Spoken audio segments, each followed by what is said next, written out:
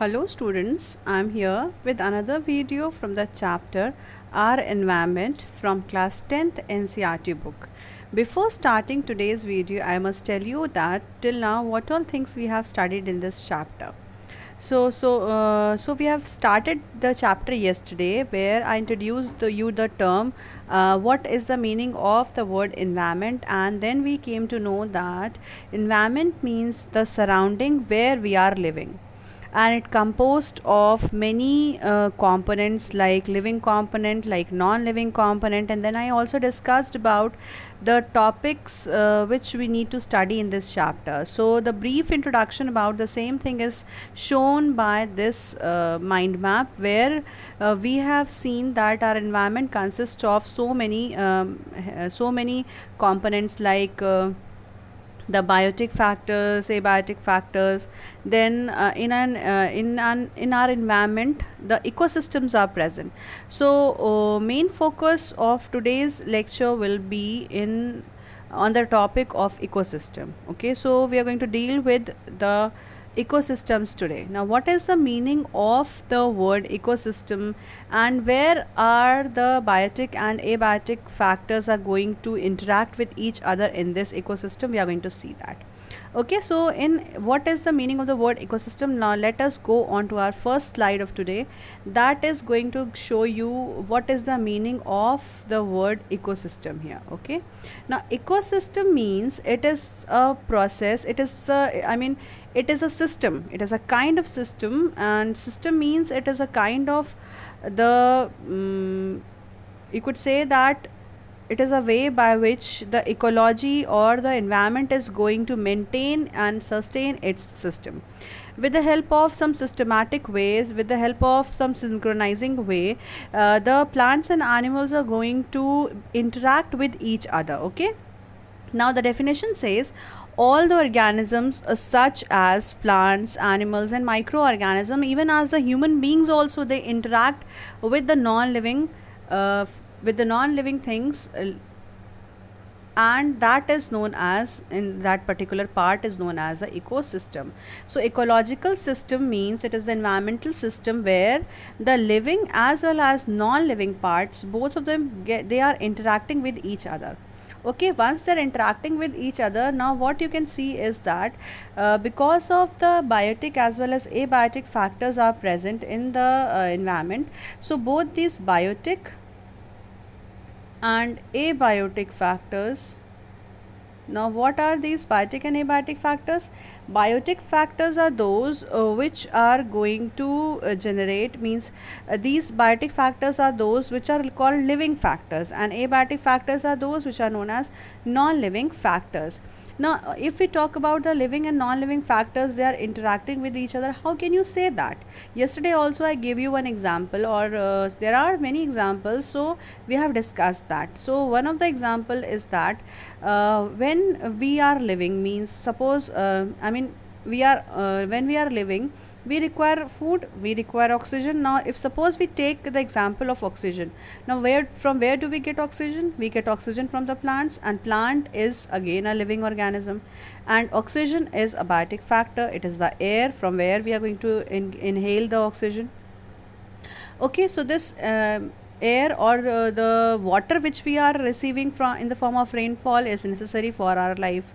So the water is an abiotic factor here, and living beings, the human beings which require water, is the biotic factor. Okay, so here we can say that at each and every step the interaction between biotic and abiotic factor is always taking place, and this makes this interaction of biotic and abiotic factor makes ecosystem. Okay, so this ecological system is made up of because of the interaction of the living and the non-living part of this environment, and the living part and the non-living part, they are going to interact with each other under a complete heading, or under a complete system of environment that is known as the ecosystem. Okay, so this ecosystem is a very broad term. Now there are different types of ecosystem. there are various components of ecosystem. We'll deal this one by one. Okay, so this ecosystem composed of abiotic components like temperature, light, rainfall, wind, soil, etc. So all these are going to interact with the living beings, whether it is a plant, whether it is an animal, or it is an insect, okay, whether it is a microorganism. Okay, so if we are talking about the interaction between biotic and abiotic factors, which means whether it is any life organism, any living organism is there, it is going to interact with each other. Fine. So each and every organism on this earth requires the food to eat, it requires a place to live, and if it requires a place to live and food to eat, it means it has to interact with the abiotic as well as biotic factor of that particular area. Okay, so it requires the interaction, that is the complete information which this ecosystem is giving us. Now I move on to the next slide that tells you about the summary of this ecosystem. Now what are the components, and it is just an example how the interaction is taking place, as you could see here. So we'll start from the human beings, that we human beings as well as the things which we are using is going to produce carbon dioxide for the environment. Okay, so it is releasing carbon dioxide from the animals and the exhaust of these automobiles. It is going to generate the carbon dioxide. Now once this carbon dioxide is generated, it is going in the atmosphere. Okay, so this carbon dioxide is going to means it is going to produce it is going to help the plants. Now you could see that interaction of this abiotic factor with the plant is taking place, because of which the producers are producing the food. It is also producing the oxygen. Okay, now again it is going to produce the food and oxygen. So this plant becomes a food for the grass eating animals such as rabbit, and then if both of them are going to die, they are going to, means plant and animals, they are going to die, they are going to decompose in the ground. So that is how we can see that one living organism or the non-living organism or non-living thing, not, I should not say that it is an organism. So non-living thing and the living organisms all are to interact with each other in the ecosystem, then only an ecosystem could work. So its work depends upon the process of the interaction between the living as well as non-living features. Okay, so this photosynthesis is going to produce the carbon, means this is going to produce oxygen, and then after that it is going to be given to the plants. It is also given to the small animals, or it is also given to the bigger animals, and it is also given to the decomposers also. Okay, so all these are interacting with each other. Fine. So because of the interaction, you could see the different components also comes in the mind from this picture only, that there are various components of ecosystem. First one is the biotic and abiotic factor, and the living components are there. In the living components means in the biotic factors, so it could be three types. And what are these three types? Let us discuss. So the components of ecosystem is the biotic and abiotic factors. So abiotic factors means it is the non-living factors, whereas the biotic factors means they are the living factors. Fine. Now what is the living as well as non-living factors? Let us first see. So abiotic factors could also be divided under the two headings of climatic factors and edaphic factors. What is this meaning of this climatic factor? Climatic factors means which are related with the climatic conditions such as rain, temperature, okay, light and wind. All these are responsible for the abiotic factors. Next is that the abiotic factors could be the edaphic factors which are already present on the earth. Okay, it consists of soil, it could be of pH value, it could be of mineral. We talk about topography. Topography means it is also related with the soil, and it is the way by which they are interacting with each other. Fine. Now what happens for the biotic factors? So these biotic factors are of three types. First one is the producer, second one is the consumer, third one is the decomposer. Now this producer, consumer and decomposers, they are present in each and every ecosystem. And what are these producers? Producers are always producing the food, means it is only the green plants, it is only the green plants which are autotrophs, and these autotrophs are only the producer in each and every ecosystem. Just remember this. So if we are talking about an ecosystem, it means that it is also having one producer. That producer is a green plant. It is always a green plant. Okay. After that, what are the consumers? So these consumers are they are going to consume this green plant. Okay, now it could be a primary consumer, it could be a secondary consumer, it could be a tertiary consumer or quaternary consumers. So they are always the heterotrophs. So if we talk about the broad headings of this producers and consumers, producers are autotrophs and these consumers are always the heterotrophs. Okay. Now why autotrophs and heterotrophs? Because autotrophs are only responsible for producing the food. If they are not present in the ecosystem, where is the food produced from? So this food is always produced from the autotrophic mode of nutrition, and this is only being done with the help of these autotrophs. Okay, so these green plants are always responsible for producing the food. Now they are producing food and they are giving it to the heterotroph. Sometimes what happens, the food which is being generated from the green plants is directly taken up by these heterotrophs. Okay, so it could be these consumers are always divided in the various categories. That is the primary consumer, which directly depends upon this autotroph. Then secondary consumers means they are going to they are dependent upon the primary consumer. If we talk about this consumer category, so they are primary, secondary, tertiary. Okay, so this tertiary is going to depend upon the secondary consumer, and then quaternary consumers are always the higher categories of the consumer, where the human beings are in this category the human beings are going to be present. Now here this primary consumer could also be known as the herbivores. Why it is a herbivore?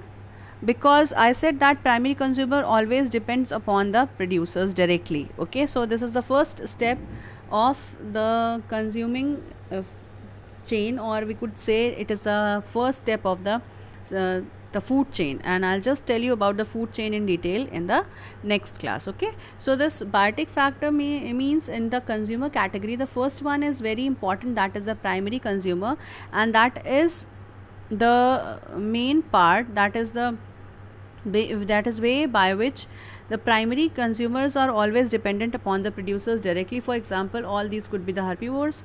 If primary consumer is an animal, obviously it is an animal because it is a heterotroph, and heterotrophs are only the animals, whether it is a small animal or it is a big animal. Okay, it is a big animal.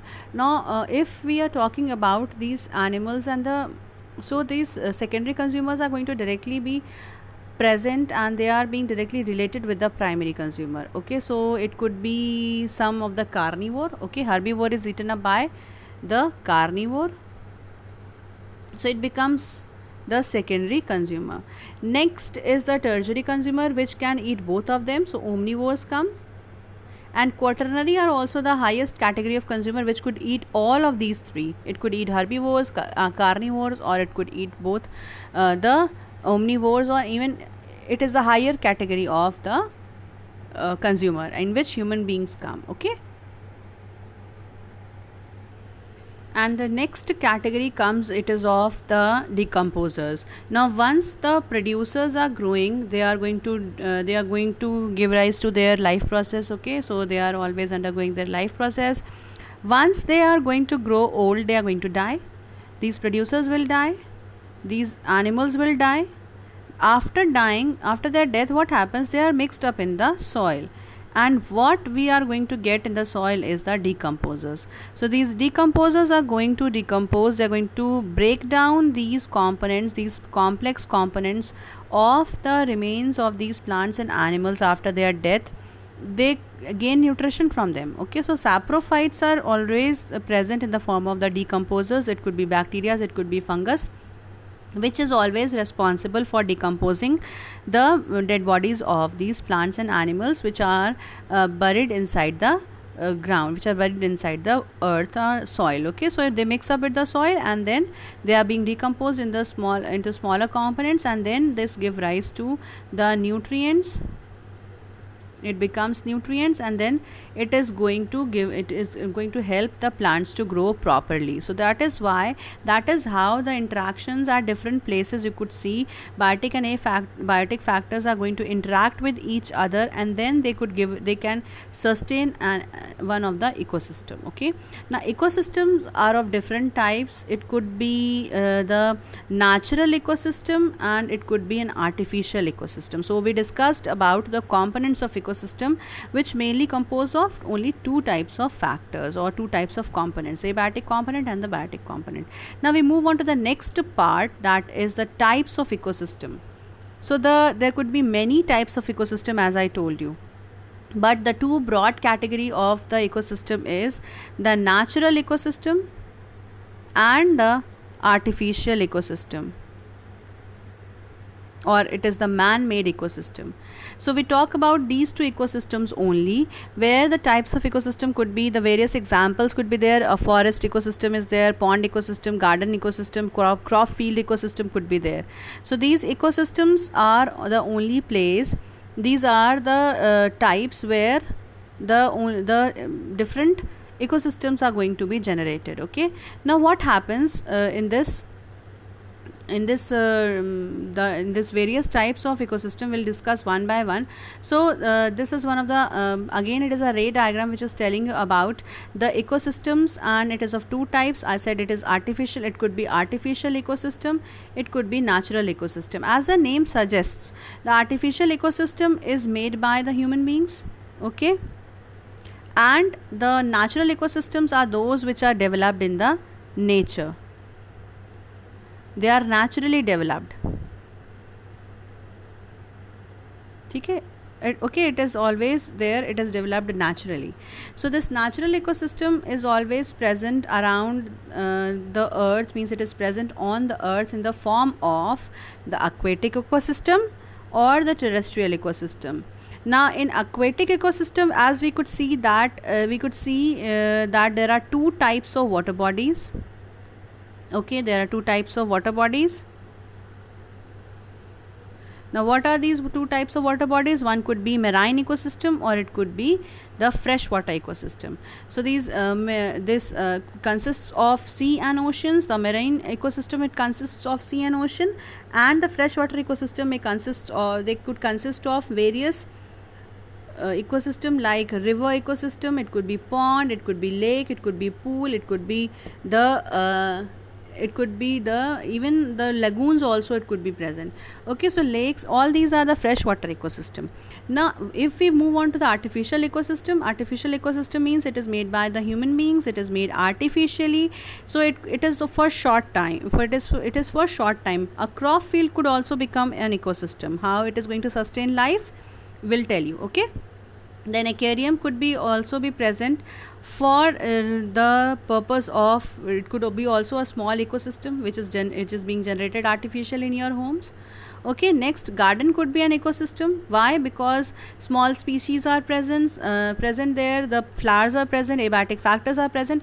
I mean to say that wherever the interaction of the plants and animals, or we could say that interaction of the living and the non-living things is taking place, there the ecosystem is present, whether it is artificial ecosystem or it is a natural ecosystem. Okay, so we'll discuss this one by one. So I'll move on first to the natural ecosystem, in which we will discuss about the one of the aquatic ecosystem. Okay, so first I'll just it is the definition of the natural as well as artificial ecosystem. I just now told you the concept.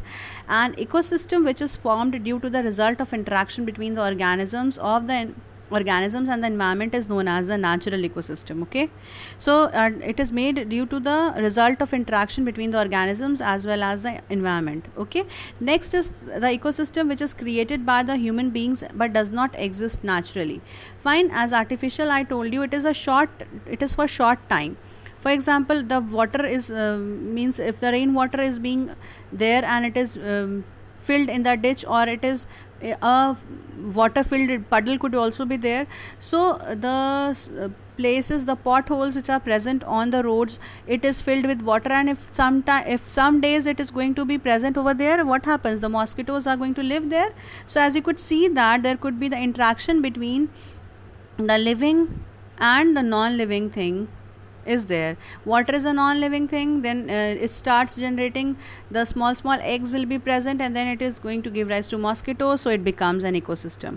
So that is how an artificial ecosystem is being made. Okay, so we'll discuss this artificial ecosystem one by one in details in the next few slides.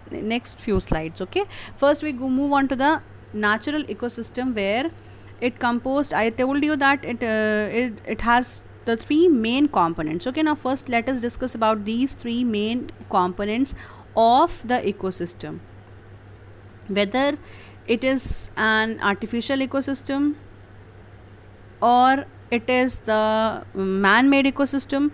The three steps will remain same. Means the three components of this ecosystem is going to be same. One is the producer, second one is the consumer, and the third one is the decomposers. And these are the three main important part of an ecosystem on which an ecosystem is going to develop and sustain. So organisms are grouped as producers, consumers, and decomposers based upon the manner in which they are obtain their sustenance from the environment. It means that organisms, the living beings, are of three types. One, it will be the producer, which is in the form of green plants. Then it could be consumers, which could be primary, secondary, or tertiary. Then decomposers are there. These decomposers are those microorganisms which develop, and they are going to give rise to they help in the breakdown of the complex organic matter into inorganic matter. Okay, it creates the minerals in the ecosystem. Okay, so now we'll discuss one by one what is the meaning of the word consumer, and I hope that it might be you might be having some concept about producers also. Why they are called producers? Because they are going to produce the food for each and every other. Next step means they are going to produce food for the consumers. So producers are always the green plants only, which are going to which are going to produce the food, and that is also known as autotrophs. So these autotrophs are the only ways by which these autotrophs are only organisms by which the food is going to be produced in an ecosystem. Okay, so these green plants are always responsible for the production of the food by the process of photosynthesis, as photosynthesis is only responsible for the absorption of the sun's energy, and with the help of the chlorophyll, the leaves are going to produce the food, and this food is being used by the consumers directly or indirectly. As human beings, we utilize the plants sometimes directly and sometimes indirectly. Okay, and as the extra food is stored inside the various parts of a plant, for example fruits, vegetables, leaves, and we all use them, we all use these parts, and the grains are there. So all these are the plant products, and they are always present in the plants just because of the extra food material which is being stored over there. So this is the way by which the materials are going to generate, they are going to produce the food. I mean, the autotrophs are going to produce the food just because of the presence of the sun's energy and chlorophyll by the process of photosynthesis. So always the green plant will be present, and that would become an autotroph, and that would become a producer always. Okay, please remember, you have to start an ecosystem starting from the producer always. Okay, so next is the consumer. Now what about the consumers? What all consumers will be present? It could be of different types. As I told you, it could be primary consumer, it could be secondary consumer. Okay, it could be the tertiary consumer, or it could be quaternary consumers. Okay, so this could be primary, secondary, or tertiary, or quaternary consumers might be present. Fine. So these consumers, these organisms which consume food or produce directly or indirectly, are called consumers. The consumers could be classified into primary, secondary, tertiary, or the quaternary based upon the mode of nutrition. Okay, so this is important. The mode of nutrition we have already studied in the lower classes, where the autotrophic mode was the first one, which was with the producer. Then heterotrophic mode is always there with the consumer. So if we talk about consumer, it is always the heterotrophs, and these always could be present in the form of different modes. They will always show the different modes of nutrition. Okay, they could directly eat the plants, then it is known as the herbivores. Or some parasites, they could be primary consumer, which eats directly the plants, which depends directly on the plants. Okay, so please remember, if plants are present and if an animal is directly depending upon the plant, it is known as the herbivore. Okay, now this herbivorous animals could be known as the primary consumers.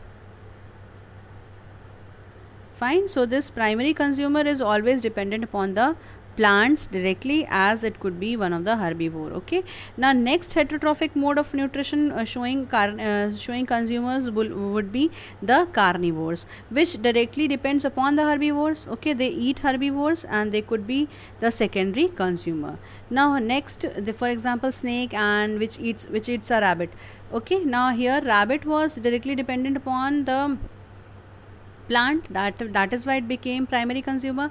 Next thing is that when the secondary consumer we talk about, so secondary consumer is directly related with the primary consumer, which is going to eat up the herbivores. Okay, next thing is that many of the carnivores, they are in the small parasites, they are the secondary consumers, and they are going to eat up these secondary consumers, and they become tertiary consumers.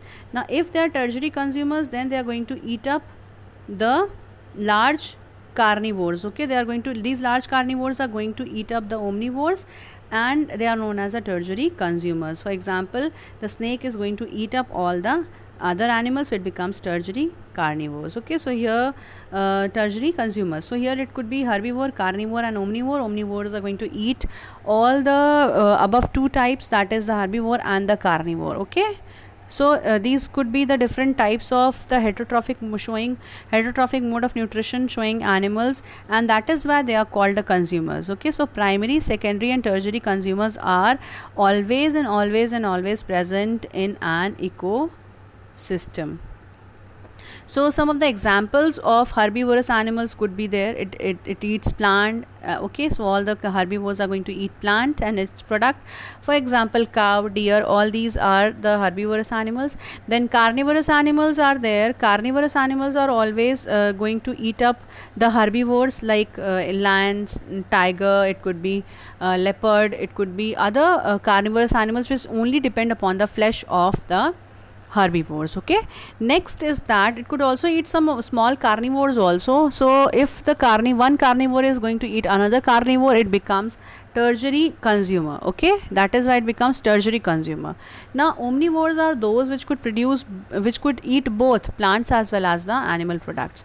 So the omnivores are the last category of the consumers which are directly dependent upon the carnivore as well as on the herbivores. Okay, so the three types of consumers are the primary consumer, secondary consumer, and the tertiary consumers. So this is always dependent upon the food habits or the mode of nutrition. Remember, what is the category of deciding what type of consumer it is? It is always the mode of nutrition. It is always a mode of nutrition which is going to decide whether the animal is going to fall under which category of the consumer, whether it is primary, secondary, or tertiary consumer. Why I am emphasizing these primary, secondary, and tertiary consumers now? Because when I have to teach the food chain, there you are going to you have to fill those gaps with the help of these consumers. Now you should always have a clear concept about these primary, secondary, and tertiary consumers over there. Okay, so we are going to use this concept there in the food chain and food web construction. Okay, food pyramids are also there. So many places you are going to get the help if you are going to understand this concept right now. Fine, so we have seen the two steps of the ecosystem. Okay, now we are going to see the third step, that is the decomposers, and it's very easy that decomposers are always the microorganisms, and they are going to eat up the dead remains and the waste products of the ecosystem where they are living. Okay, so their examples could be mushroom, earthworm, mold, and tiny algae could be. Next, these decomposers, they break down the complex organic substance into inorganic form, which is going to mix with the soil, and this is used up by the plants again. So that is why the minerals are also generated, the nutrients are also recycled, and because of which the forests also remain clean. Okay, now what happens, these decomposers are always present in the forest to clean these forest area where these ecosystems, I want to say just with the forest name, I just wanted to tell you about the ecosystem. Wherever they are present in the ecosystem, they are present always at the last step, and they are always going to decompose the complex organic substances into the simpler inorganic substances, which is going to mix with the soil. Okay, so these are the examples of decomposers. Next, you could see that decomposers are going to eat up the dead plants and animals, and they are going to decompose further. So this could be fungi or bacteria. Okay, so these are always the microorganisms. And then scavengers are also there. Please don't be confused with the scavengers and decomposers, they are different things. So decomposers are mainly, they are always or mostly they are the microorganisms, whereas scavengers are the macroorganisms, or they are the bigger organisms. Next, this chart is showing you about the producers, consumers, and the decomposers in a very concise way. So the organisms which make their own food, they are called producers. They could be the green plants, they are always the green plants, whether it is a small plant or a large plant or a big plant, so it is always the producer. Next, consumer category, we have always studied, we have just now studied about the three types of consumers: the primary, secondary, and the tertiary. And then fourth type is the quaternary consumers, where the human beings lie. Okay, and if three steps is there, always primary, secondary, and tertiary consumers are always present. So these are the examples of primary, secondary, and tertiary consumers. Next is the decomposers, which are always the organisms, small organisms, which are going to eat up the dead and decaying parts of the producers as well as the consumers. Okay, they are going to eat up, they depend upon the dead bodies of these two steps. Okay, so this was all about the process of the ecosystem, how it is sustained so how it is being sustained in the places. Okay, so this was about the decomposers, this was about the producers, consumers, and how one of the ecosystem is going to work. So this ecosystem is going to work upon these three categories only. It's because of these three categories of the animals which are present, animals and plants which are present over there, because of which they are going to develop, because of which an ecosystem is always sustaining. Okay, so we can see in the interaction between the living as well as the non-living creatures of an ecosystem. Okay, so that was all about the components of ecosystem and about the steps of the ecosystem, because of which one of the interaction could be seen, and interaction is only helping the ecosystem to it could sustain because of these interactions. Okay, so we have discussed a lot about the steps and the components now, children. Okay, so that was all about today's video. I will meet you all in the next video with the next topics to be discussed. So thank you for watching the video.